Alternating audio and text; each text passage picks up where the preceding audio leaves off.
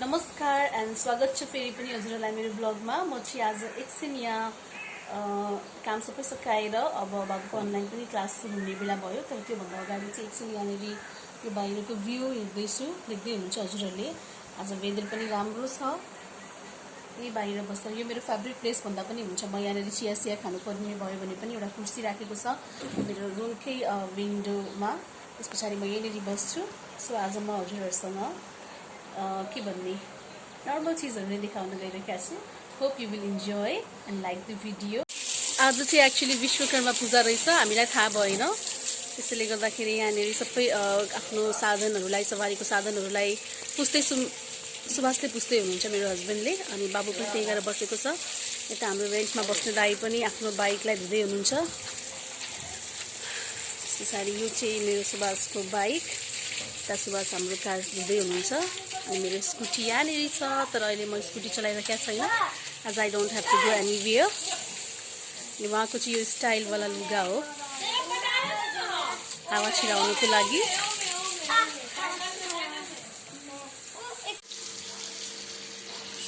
म पनि यहाँनिर मेरो गाडीहरू पूजा गर्नको लागि आएको छु। मैले यहाँनिर पूजाको सामग्री सबै ठिक्क पारेको छु। अनि आज देख्दै हुनुहुन्छ बादल पनि एकदमै राम्रोसँगले लागिरहेको छ। यो चाहिँ हाम्रो ग्यारेज पनि आज सफा गर्नुभएको छ उहाँले। हामीले गरेको ओके ल सलोनीले गरेको भन्दैछ, ठिकै छ। अब म पनि पूजा गर्छु। यो अलिकति सुकिहालोस्, त्यस पछाडि नै पूजा गर्दाखेरि चाहिँ एक्चुअली हामीले हाम्रो टाउको यसरी छोप्नुपर्छ। यो पनि मलाई कसैले भन्नुभएको, स्पेसली अर्चुदीले। त्यसरी मम्मीहरूले पनि गरेको देखेँ। अब म एकछिनपछि पूजा गर्छु। पहिला चाहिँ यो अलिकति उहाँले सिकाइदिइहाल्नुहुन्छ। अनि हे विश्वकर्मा बाबा, हाम्रो गाडीलाई कसैले पनि हालिराखिरहोस्, हामीले पनि कसैले हालिराखिरहोस्। आगो छ अनि त्यो जलाउनु पनि पर्छ, किनभने यहाँ पेट्रोल छ है।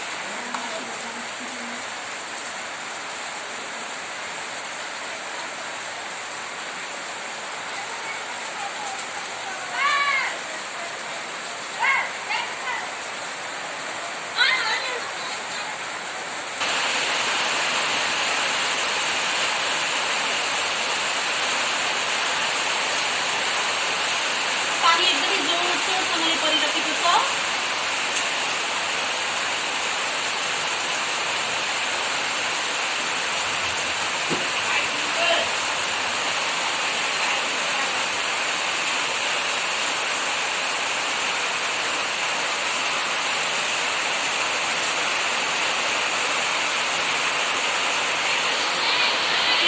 बनाउन खोजेछु तर पानीले केही पनि बनाउन दिइरहेको छैन। रक्षा गर्नु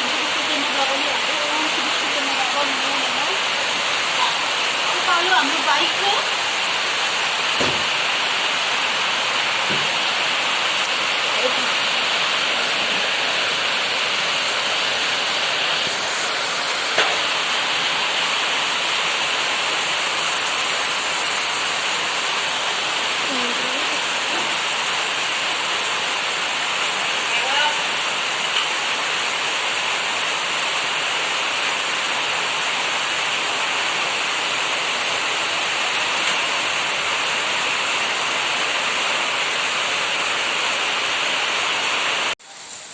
हाम्रो छोटी नवाब चाहिँ यही माथि नै पूजा गर्दैछ आफ्नो साइकललाई।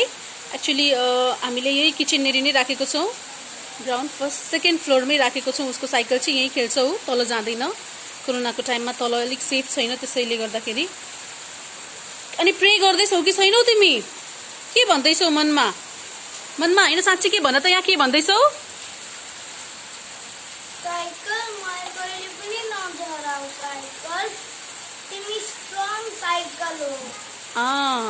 Very good. अब ढोग साइकललाई।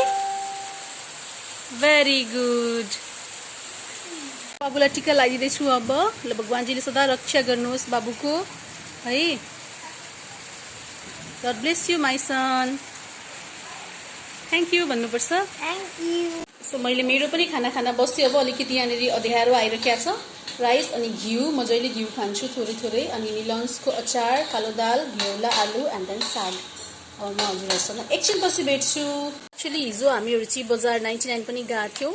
अनि यसैको लागि भन्दा पनि हुन्छ, मैले अस्ति फ्लावर्सहरू ल्याएको थिएँ जुन मामा घरबाट, त्यसलाई गर्नको लागि। अरू त मैले सिम्पल खालकै ल्याएँ, तर यो दुईटा चाहिँ मैले ह्याङ्गिङवाला ल्याएको छु। यहाँ वाल छ यसको, जसलाई चाहिँ यसले एक्सेस वाटरलाई चाहिँ यसमा ड्रेन हुन्छ आफै अटोमेटिकली यो। सो यहाँनिर पनि मैले यसको कभर लगाइदिएको छु। यो चाहिँ हजुरहरूलाई देखाउन कभर खोलिदिएको थिएँ। With the help of this lid हामी यसलाई कभर गर्न सक्छौँ। अनि यो हुक छ यहाँनिर हामीलाई दिएको, यसलाई चाहिँ यसरी म्यानेज गर्नुपर्छ। मैले चाहिँ यसलाई सामान ल्याउने बित्तिकै एक दिनको लागि चाहिँ हिजो राति ल्यायौँ, अब आज पानी परिरहेको छ। सो पानी सुकिसके पछाडि हामी यसलाई केही गर्छौँ।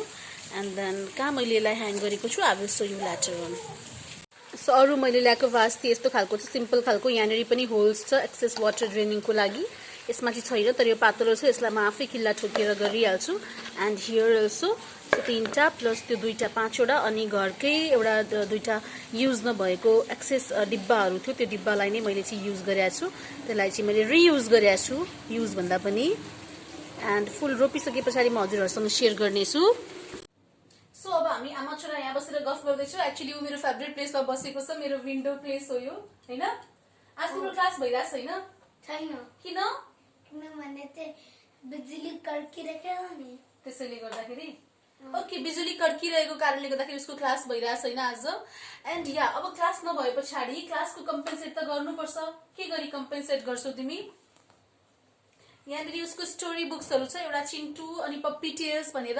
मैले यो बुक्सहरू नै आज उसलाई चाहिँ होमवर्क दिएको छु। उसले यो स्टोरी बुक राम्रोसँगले हामीहरूलाई सुनाउनु पर्छ क्लास नभए पछाडि। ओके, ऊ यो मात्रै पढ्छु भन्दै चाहिँ is very lazy to read. तिमी लेजी छौ पढ्नको लागि? हैन, तर म त यसको पुरै पढ्छु। ल ठिक छ।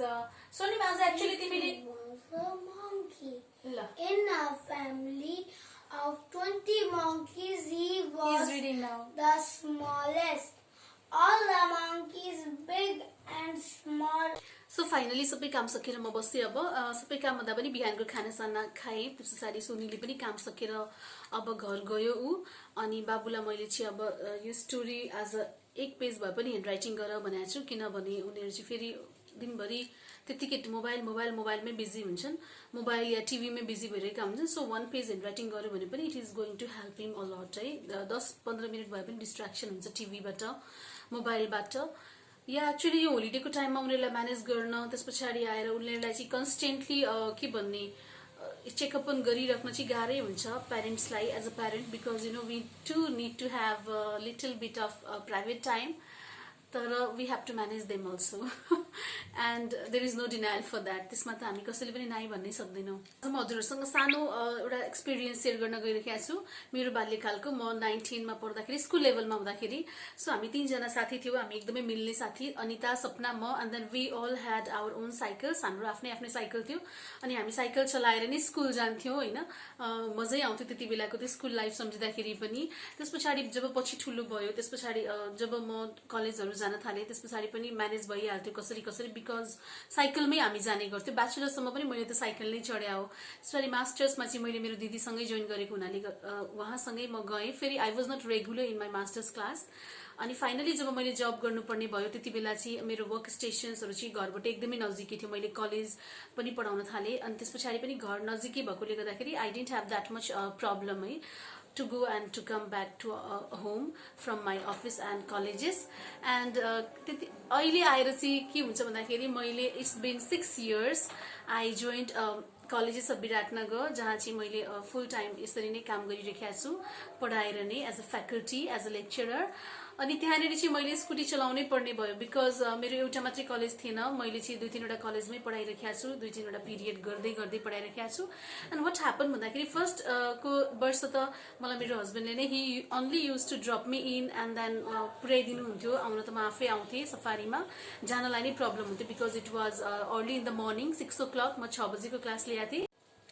सो बाबु सानो भएकोले गर्दाखेरि पनि मैले बिहानैकै फर्स्ट क्लास नै माग्थेँ जुन पनि कलेजमा। And colleges were also very friendly. उहाँहरूले पनि बुझ्नुहुन्थ्यो, बिकज आई वाज के भन्ने भर्खरै मैले चाहिँ मेरो म्याटर्निटी, मेरो मदरहुड इन्जोय गरिरहेको थिएँ। म्याटर्निटी लिभ पनि मेरो भइरहेको थियो।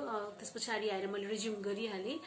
एन्ड देन अलिकति गाह्रै भइरहेको थियो बिहानको जाडोमा होइन मैले जानुपर्ने हुन्थ्यो सफारी पाउँदैन थियो अँध्यारै हुन्थ्यो त्यसैले गर्दाखेरि पनि सुभाष मेरो हस्बेन्डले नै मलाई पुर्याइदिनुहुन्थ्यो एन्ड देन वाट ह्यापन भन्दाखेरि एक दिन चाहिँ बुद्ध जयन्तीको अवसरमा चाहिँ शान्ति र्यालीको लागि कलेजबाट स्टुडेन्ट्सहरू निस्किएछन् एन्ड देन उहाँहरूले पनि ठिकै मलाई इन्फर्म गरिदिन पाउनु भएन र मेरो लकिली या भनौँ फर्चुनेटली मेरो मोबाइल पनि घरमै छोडेर चाहिँ म त्यत्तिकै गएको रहेछु अनि उहाँ पछि पुगिसके पछाडि मात्रै थाहा भयो होइन आज क्लास हुँदैन भनेर बाटैमा हामीलाई गेटमा नै थाहा भयो and then my husband decided okay अब चाहिँ तिमीलाई बरु म आखिर छुट्टी नै छ 45 मिनटकै तिम्रो क्लास हुन्थ्यो so let us go Mahendra Morang campus and then म तिमीलाई त्यहीँनिर स्कुटी चलाउन सिकाउँछु आज बरु तिमी स्लोली आफ्नै तरिकाले आऊ साइकलकै स्पिडमा आऊ लेट द ठेलावाला विन्स यु अगेन ठेलावालाले पनि मलाई जितिदिन्थ्यो सुरुको दिनमा एन्ड देन त्यसरी नै मैले सिकेँ उहाँले मलाई त्यति बेला हेल्प गर्नुभयो 40-45 मिनट्स होइन मलाई अलिअलि त आइ नै सकेको थियो किनभने साइकल चलाउने हुँदाखेरि चाहिँ स्कुटी चलाउनलाई अलिक त्यति धेरै गाह्रो भएन सायद साइकल नसिकेको भए चाहिँ गाह्रो हुन्थ्यो होला होइन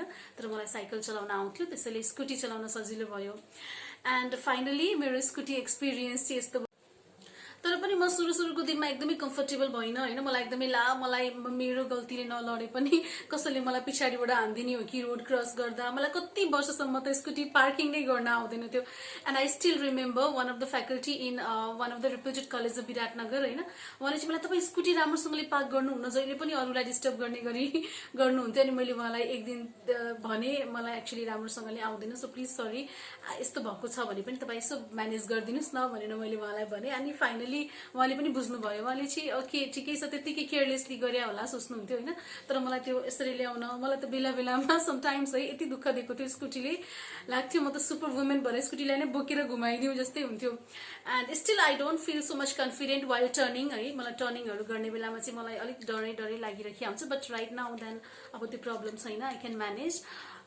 ठिकै छ अहिले म्यानेज भइरहेको छ तर मैले एक जमानामा यस्तो पनि भनेको थिएँ है मेरो हस्बेन्डसँग I remember those days Subhash बरु म मेरो morning walk because I was overweight that time अहिले पनि ओभरवेट नै छु म अहिले पनि 65 kg not less than that मैले उहाँसँग भन्थेँ सुभाष बरु म चाहिँ मर्निङ वक गर्दै जान्छु एउटा मात्रै क्लास लिन्छु हिँड्दै जान्छु भनेर भन्थेँ अनि वाज लाइक ओ यति टाढा तिमी हिँड्दै जान्छु लेट इट बी तिमी सिक नसिकिकन हुँदैन सिक्नै पर्छ एक आज नभए भोलि यसले तिमीलाई सहज पनि बनाउँछ भनेर चाहिँ भन्नुभयो एन्ड फाइनली जब मैले आफूले स्कुटी सिकेँ होइन त्यस पछाडि अझ कलेजहरू अझ क्लासेसहरू पनि थप्दै गएँ एन्ड सो अब त मलाई स्कुटीमा जहाँ पनि पुर्याएर जसलाई पनि जहाँ पनि पुर्याएर ल्याउन सक्छु but still I am not confident with the person who sits behind me जस्तो बुवालाई भयो बाबुलाई भयो म राम्रोसँगले क्यारी ओभर गर्न सक्छु and my husband does not trust me उहाँले चाहिँ नाइ तिमीले मलाई लडाइदिन्छौ होला भन्नुहुन्छ फाइनली मैले आजसम्म उहाँलाई चाहिँ डबल गर्न पाएको छैन